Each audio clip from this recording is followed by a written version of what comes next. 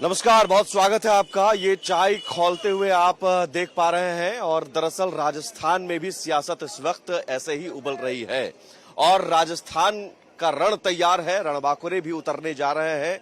कई जगहों पर उम्मीदवारों का चयन हो चुका है, कई जगहों पर उम्मीदवारों के चयन के लिए माथापच्ची चल रही है। कांग्रेस और बीजेपी के बीच वार पलटवार का दौर जारी है। इस बीच भारत एक्सप्रेस इलेक्शन एक्सप्रेस लेकर निकल पड़ा है। भारत एक्सप्रेस की टीम निकल पड़ी है ये जांचने, ये पड़ताल करने की जमीन पर इस वक्त राजस्थान में क्या मुद्दे हैं, क्या इस वक्त आबो हवा है, सियासी फिजा में कौन से ऐसे बड़े मुद्दे हैं जो सत्ता पलट सकती है, बदल सकती है, या फिर सत्ता में जो आज कांग्रेस है उसकी वापसी हो सकती है। तो आज हम भरतपुर में मौजूद है। भरतपुर जो पूर्वी द्वार माना जाता है राजस्थान का, पूर्वी राजस्थान, जहां से माना जाता है कि सत्ता राजस्थान की पूर्वी राजस्थान से होकर गुजरती है और भरतपुर का जिक्र ना हो ऐसा संभव नहीं है। भरतपुर में 7 विधानसभा क्षेत्र आती है और यहां राजे रजवाड़ों का वर्चस्व रहा है। लोकतंत्र भले ही आ गई लेकिन अभी भी यहां पर राजे रजवाड़ों का सियासत में पैठ है।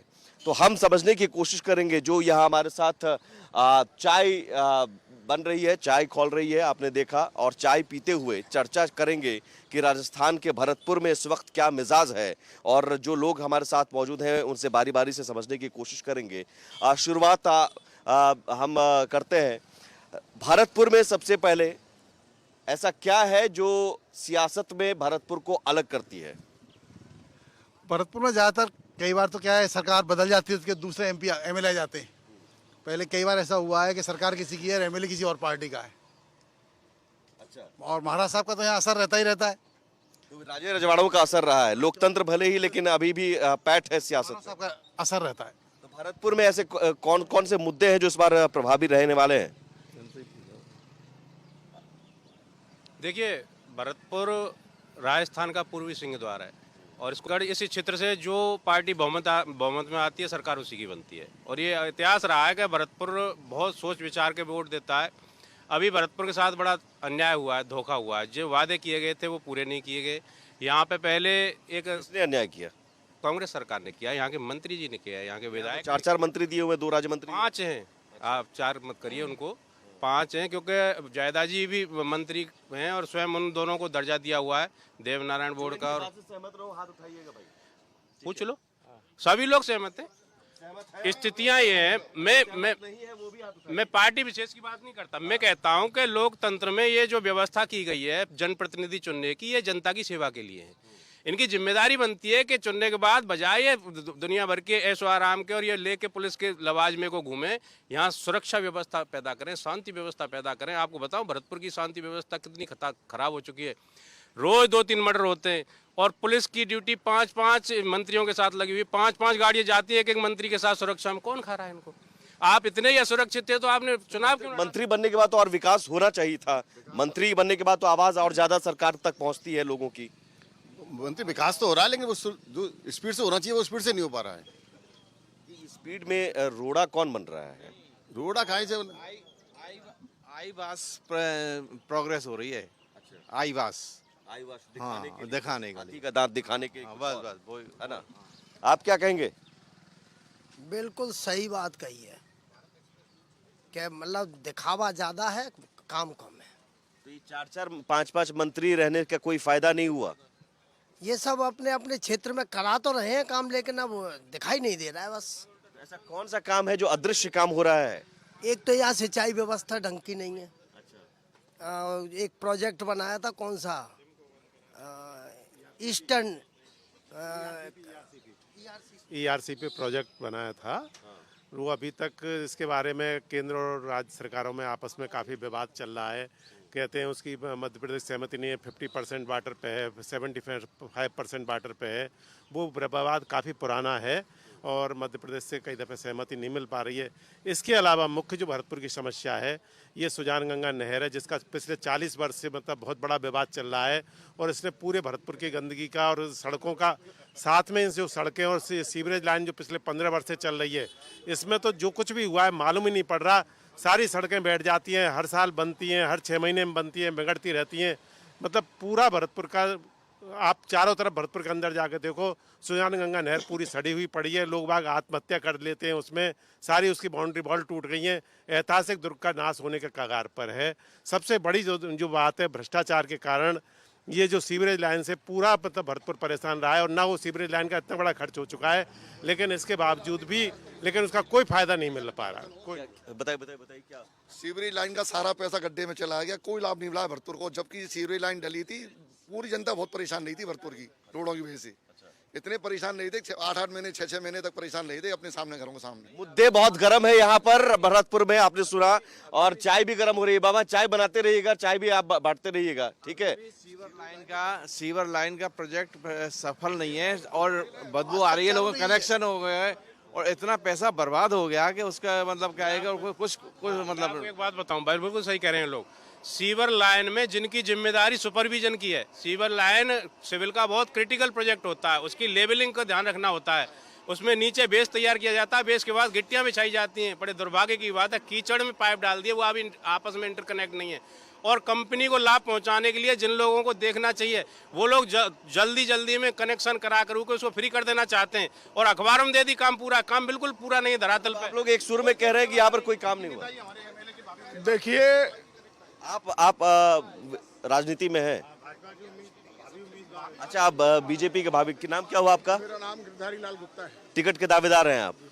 अच्छा, तो अभी तो बीजेपी में स्थिति ये है कि एक अनार 100 बीमार वाली स्थिति हो गई। आपके ही नगर से टिकट दिया गया और वहां अनीता गुर्जर बगावत कर दी।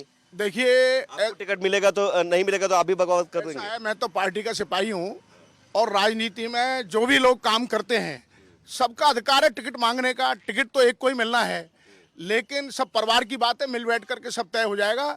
भारतीय जनता पार्टी राजस्थान में सरकार बनाएगी, और मैं आपको निवेदन करना चाहता हूं आपके चैनल के माध्यम से कि राजस्थान में पिछले 5 वर्षों में सत्ता को बचाने के लिए जिस प्रकार से राजस्थान के जनता के पैसे को लूटा गया है, इतने जबरदस्त भ्रष्टाचार इस देश, इस राजस्थान में जब से लोकतंत्र आया तब से अब तक का सबसे बड़ा भ्रष्टाचार इस राजस्थान में हुआ है। और आप देखिए, जनता के मुद्दों की अगर बात करें तो राजस्थान में सबसे महंगा डीजल पेट्रोल बिका है, सबसे महंगी बिजली बिकी है, कानून व्यवस्था बिल्कुल बदतर है। आज भरतपुर की हालत देखें आप, यहाँ रोजाना मर्डर होते हैं, लेकिन सारी पुलिस नेताओं के आगे पीछे लगी रहती है। भरतपुर की जनता बहुत त्रस्त है। आज भरतपुर में नगर निगम और यूआईटी का वजूद खत्म कर दिया, कंगाल कर दिए दोनों संस्थाएं। आज की तारीख में भरतपुर में दलाल संस्कृति पनप रही है, भरतपुर में जनता के पैसे को लूटा जा रहा है। कोई ऐसा है जो भरतपुर में बोले कुछ काम भी हुआ? ऐसा तो नहीं होगा कि कुछ काम ही नहीं हुआ है? कुछ तो एकदम सीधे नकार दिया जा रहा है। काम ऐसा नहीं है कि काम नहीं हुआ हो, लेकिन जो काम होना चाहिए वो काम नहीं हुआ। भ्रष्टाचार ज्यादा दिखता है उसमें। ऐसा क्या काम हुआ? कुछ अच्छा बताना चाहेंगे क्या? नहीं, काम हुई है। काम करने का क्या तरीका? देखिए, भ्रष्टाचार, सीधे पैसे तो खाए नहीं जा सकते। भ्रष्टाचार करने के लिए कुछ काम तो करना पड़ेगा। आप निर्माण की क्वालिटी चेक कर लीजिए, पूरे भरतपुर में पूछिए, ऐसा नहीं सिर्फ इस थड़ी पे। निर्माण में कुछ लोगों को ऑबलाइज करने के लिए, कुछ ठेकेदारों को ऑबलाइज करने के लिए इन्होंने क्या किया है कि इस तरह का पीछे से बनती आती है, उखड़ती चली जाती है, आगे बनती है, और जिनकी जिम्मेदारी है, 5 वर्ष की जिम्मेदारी है, 15 मिनट नहीं चल रही है सड़क, और सूचना करने के बाद भी कोई कार्रवाई नहीं कर रहा है। आप देखो, एक बहुत इंपॉर्टेंट बात बताता हूँ आपको। ये सारी समस्याएं चलती रहती हैं विकास की, कभी कहीं कम होता है, कहीं ज्यादा होता है, लेकिन सरकारी जमीनों का संरक्षण सरकार का काम है। मंदिर की जमीनों के फर्जी पट्टे दे दिए गए, वक्फ बोर्ड की जमीनों के फर्जी पट्टे दे दिए गए बिजलीगढ़ चौराहे पे। और आपको बताऊं, कब्रिस्तान, जो ये पार्टी मुस्लिम समाज की हितैषी बनती है, उनके 2 बीघे के कब्रिस्तान को जबरदस्ती रेगुलाइज कर दिया। आपको बताऊं, इन लोगों का काम एक संगठित तरीके से इन्होंने गुरोह बना के ये लूटपाट का काम कर रहे हैं। होने के बावजूद क्या भरतपुर में कुछ भी अच्छा काम हुआ है? कोई काम नहीं हुआ है, कुछ अच्छा काम नहीं हुआ है लूटने के। कुछ हुए भी हैं, कुछ नहीं भी हुए हैं। सुनना चाह रहा हूं, वही समझना चाह रहा हूं। अच्छे काम हुए हैं कि काफ़ी काम किए हैं।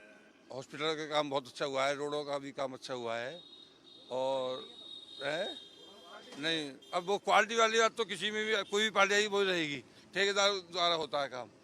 और आप कह रहे हैं रोड की क्वालिटी नहीं है? क्वालिटी नहीं है, नहीं अच्छे नहीं है। आप देखो, मैं बताऊं, नई सड़क पे गड्ढे बन जाते हैं, पर काम कार हुआ है। ये नहीं कह रहे अच्छी बनी है, ये कह रहे सब जगह ऐसा ही होगा। ये हर बार बीजेपी आएगी तो भी ऐसे ही होगा, ठेकेदार करता है वो काम। बीजेपी आई तो भी ऐसे ही हुआ? बताइए गिरधारी जी। देखिए मैं आपको तो बीजेपी पर भी लग रहा है। मैं आपको निवेदन करूं कि बीजेपी की सरकार में ऐसी लूट नहीं हुई। आज की तारीख में चोरी हुई लेकिन थोड़ी हुई। नहीं, आज की तारीख में कांग्रेस के मंत्रियों ने खूब पैसा बनाया है और आज जो दलाल हैं वो ईमानदारी से भरतपुर को लूट रहे हैं। मैं आपको कोई सी भी सड़क नई जो बनी है अगर उसमें गड्ढे नहीं हो तो मैं ईमानदारी से कैसे लूटा जाता है? ईमानदारी से मेरा मतलब ये कुल मिलाकर के मंत्री लूट रहे हैं। ईमानदारी से कैसे लूटा जाता है? ये गारंटी देगी नहीं, ये मैं कहना चाहूंगा बीजेपी की गारंटी देगी कि हमारी सड़क बनेगी उसमें गड्ढे नहीं होंगे। ये बात है, गारंटी दीजिएगा। आप जब आएंगे आप सड़क बनाएंगे उसमें गड्ढे नहीं होंगे, बताइए। निश्चित रूप से हम गारंटी देंगे इस बात की। भारतीय जनता पार्टी का कार्यकर्ता और पार्टी ईमानदारी से काम करती है। तो इससे पहले की सरकार तो थी आपकी, ईमानदारी से काम हुआ? अब मैं आपको आज बता रहा हूँ भरतपुर में जितने भी बड़े विकास के काम हुए सब भारतीय जनता पार्टी की सरकार में हुए। ऐसा है, सरकार चाहे बीजेपी की आए या कांग्रेस की, वो नेता बनते ही भ्रष्टता के लिए हैं, पैसा कमाने के लिए। जब चुनाव में करोड़ों रुपए खर्च करते हैं तो कहाँ से निकालेंगे? इन्हीं माध्यमों से निकालेंगे ना। बाबा है, चाय बनाते हैं। आप बताइए, आप यहाँ तो कम से कम डेली बात सुनते होंगे लोगों के मुद्दे। आपके नजर में क्या है, यहाँ पर बीजेपी हो कांग्रेस हो, किसने काम किया है? काम साहब दोनों बराबर करते हैं, कोई कमती कोई बढ़ती साहब। यहाँ में छोटा भाई होता है तो वो कम काम करता है, बड़ा भाई होता है बड़ा काम करता है। होता है यहाँ तो ये छोटा भाई कौन है, बड़ा भाई कौन है? बड़ा ये छोटे तो हार जा, वो छोटा जाओ तो जीत जा, वो बड़ा जा। हाँ भाई यहाँ बड़े भाई। हाँ हम गुजरांगे अच्छा माहौल बहुत बढ़िया पटेलों का माहौल भरतपुर में। एक बात बताइए बाबा, तो यहाँ लोग कहते हैं बीजेपी आ जाए या कांग्रेस आ जाए, बात तो वही है। पटेल सुनो पटेल कह देंगे भूई चीज आवेगी, पटेल कह देंगे भूई जीतेगो। अच्छा। और भूई साहब मुख्यमंत्री बनेगो। अच्छा। पटेल है साहब, पटेल तो पटेल को वोट दे रहे हैं बीजेपी को दे रहे सब। तो आप जाति देखकर वोट करेंगे कि देखेंगे कौन काम के काम करते हैं? काम हाँ हाँ उसको वोट देंगे। हाँ हमारे एक पुराने नेता मेरे को बाने कॉलेज बनवाई। कब से चाय बना रहे हैं? हमने 15 साल लगे नहीं। 15 साल से कितना बदला है भरतपुर? बहुत बदला साहब, बहुत बदला है। हर महीना में गोली पार रह रही है, आदमी मर रहे हैं। ये बदला हुआ है। हाँ और का कोई बुना ना रोक भाग। हाँ ये कांग्रेस में ज्यादा हुआ बीजेपी में ज्यादा हुआ? अब साहब कांग्रेस को तो पता पड़ेगा, अभी पता पड़ेगा बीजेपी में क्या होता है। बीजेपी को चलिए, लेकिन बीजेपी पर भी भरोसा नहीं हो पा रहा। मुख्यमंत्री चाहिए यहाँ पे, वो करेगा यहाँ पे व्यवस्था। योगी जैसा मुख्यमंत्री आना चाहिए। योगी डिमांड कर रहा है। बिल्कुल बिल्कुल ऐसा आदमी चाहिए, योगी होना चाहिए जिससे कि कानून व्यवस्था सुधारी जा सके। ऐसा क्या है? ऐसा क्या है? आप यहाँ कुछ काम हो मत हो कुछ भी नहीं हो, केवल योगी चाहिए। हर आदमी यहाँ के क्राइम पे उसकी नीति चाहिए मोदी की। नाम उछाल रहे थे लेकिन पता नहीं बराबरी कर पाए नहीं पाए, पर नाम ऐसे चल रहा है। बालकनाथ का भी खूब चला है यहाँ पे। तो देखिए राजस्थान में भी योगी की डिमांड हो रही है। बताइए जी नमस्कार। योगी जैसा आ जाए तो आनंद ही आ जाए साहब। हाँ योगी जैसा आदमी आ जाए तो आनंद आ जाए। बिल्कुल। योगी जी अकेले कहाँ कहाँ जाएंगे? अरे योगी जी अकेले नहीं जाएंगे, लेकिन उन्होंने यूपी में देखा, पूरा यूपी कवर कर लिया। अकेले यूपी से बड़ा राजस्थान यूपी से बड़ा है क्या? आप एक बात बताओ, यूपी में क्या स्थिति है? यहाँ योगी जी अरे यहाँ मतलब वो बालकनाथ, कोई आदमी बालकनाथ जी है ना, उनको सेट कर दो। हाँ यही तो मैं नाम सुनना चाह रहा था कि योगी जैसा यहाँ पर कौन है? बालकनाथ जी को सेट किया जाए, मतलब बालकनाथ जी को सेट किया जाए। हाँ फिर देखो आनंद योगी जैसे। क्या गिरधारी जी बालकनाथ जी की डिमांड है? आज भरतपुर की जनता भी और पूरे राजस्थान की जनता योगी जैसा मुख्यमंत्री की मांग रख रही है, चाह रही है। लेकिन निश्चित रूप से भारतीय जनता पार्टी ऐसे ही किसी व्यक्ति को मुख्यमंत्री बनाएगी। अभी कोई चेहरा नहीं है, अभी तो चेहरा कमल का फूल और आदरणीय प्रधानमंत्री नरेंद्र भाई मोदी हैं। लेकिन निश्चित रूप से भारतीय जनता पार्टी जन भावनाओं के अनुरूप ऐसा ही मुख्यमंत्री राजस्थान में लाएगी जो जनता की आकांक्षा और इच्छाओं को पूरा करे।